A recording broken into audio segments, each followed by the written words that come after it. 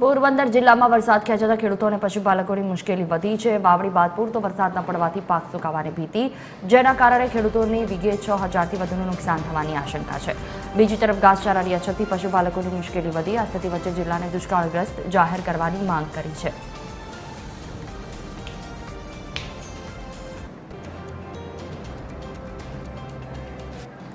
તો અમે આ વખતે એવું કહીએ કે સંપૂર્ણ દેવું માફ કરવામાં આવે અને ત્રીજો એવી માંગ કરી કલેક્ટરશ્રી પાસે કે પોરબંદરના જે ખેડૂતોને છે અત્યારે પર વીઘે 6,000નો ખર્ચો કરીને લીધો છે અને વરસાદ થયો નથી, કારણ કે ખેડૂતો ઇંચ વરસાદમાં વાવણી કરી ગયા। એ વાવણીમાં ખેડૂતોને 60% લોકોને ઉગી જ નથી અને જ્યારે વરસાદની જરૂર હતી ત્યારે વરસાદ અત્યારે થયો નથી।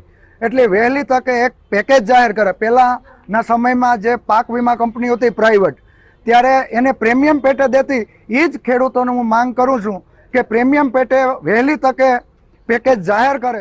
સરકારશ્રી આ વખતે એક ઠરાવ પણ કર્યો છે। એ રીતે ગઈકાલે અમને કમિટી કરી અને એક પ્રાથમિક સર્વે પણ કરવાનું મામદારશ્રીને કીધું છે કે ખરેખર કેટલા ગામોમાં અંદાજે કેટલા ઘાસની જરૂરિયાત છે એ અંદાજ આવે છે। એટલે અમે અમારી સરકારશ્રીની જે ઠરાવની જોગવાઈ છે એ મુજબ મામદારશ્રી કચેરી દ્વારા જરૂરિયાત મુજબના ઘાસ કાર્ડની વિતરણનું પણ અમે આયોજન વિચાર્યું છે અને સાથે સાથે વન વિભાગ પાસે જે ઘાસનો જથ્થો ઉપલબ્ધ છે તે ધ્યાને લઈ ઘાસ વિતરણ કેન્દ્રો ક્યાં શરૂ થઈ શકે, જેથી કરીને પશુપાલકોને ઘાસ મેળવવામાં લાંબો મુસાફરી ન કરવી પડે। આ તમામ શક્યતાઓ ચકાસવાનું અત્યારે કામગીરી શરૂ થઈ રહી છે અને ટૂંકમાં જ આ અંગે આયોજન પૂર્ણ કરી અને આગળની કાર્યવાહી હાથ ધરવામાં આવશે।